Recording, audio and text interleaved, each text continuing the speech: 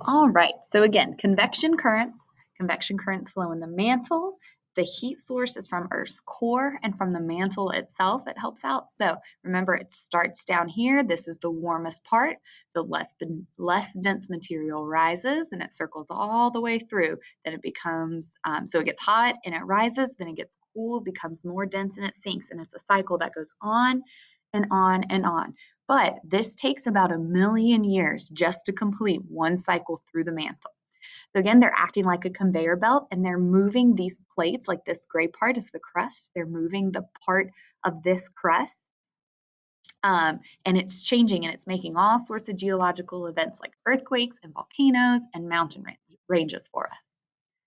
So on your paper on number 3, you're going to answer this question. Convection currents are caused by differences in what two things? Pause the video, answer the question, and then you can come back for the answer.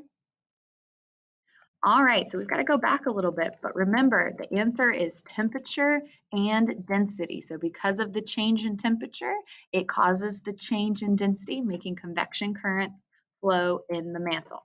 All right, now you're going to go to number 4 on your paper. All right, if you want to hear me explain it first, I'm going to go ahead and explain it, and then you can pause it, and you'll be able to copy these down in your notes, A, B, C, and D. So they go with this picture above here. So at point A, we've talked about it. The temperature is hot because it's by the core, our heat source for the convection current. So that means our density is less dense, so it rises. So from point A all the way to point B, that's covered. Oh, my bad. There we go. There's point B. So this material, it rises up to point B, it hits the crust, and it can't go any further. It's not going up. So then it's going to curve over, and it's going to move. It's being pushed up by the new stuff coming. It's going to be moved over to point C. Over here at point C, the temperature is now cooler because it's not cool like you could touch it. It's still very, very warm, but it's cooler compared to the stuff down here because it's away from the heat source. So it's cooler, and because of this, its density is more dense, so it sinks. So it goes from point C, it sinks down to point D, and then because it's getting closer to the heat source again, the material gets heated up by the core and continues to cycle. Again, it takes like 1,000,000 years for one cycle to be completed because it's moving very, very, very slow. All right, so go ahead and pause the video. Please be sure that you've copied A, B, C, and D on your paper.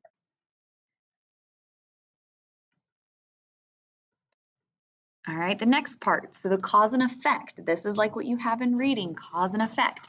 So the cause is because the mantle material swirls around and it acts like a conveyor belt because of temperature and density. Again, very important. The effect is that it moves the plates on the lithosphere. So what that means is it's moving this gray part. It's moving the crust. That's the effect of it. The cause is the conveyor belt like swirling in the mantle. The effect is move the plates. So what do we see because of that? The plates move and we get earthquakes, volcanoes, and mountains. And we'll talk about more about that after winter break about how those specifically are caused. But just know for now that that movement causes these geological events and we really can't predict that. But again, we'll get more into that later. So pause the video here if you need to and copy these on spot number 4 down at the bottom of the page.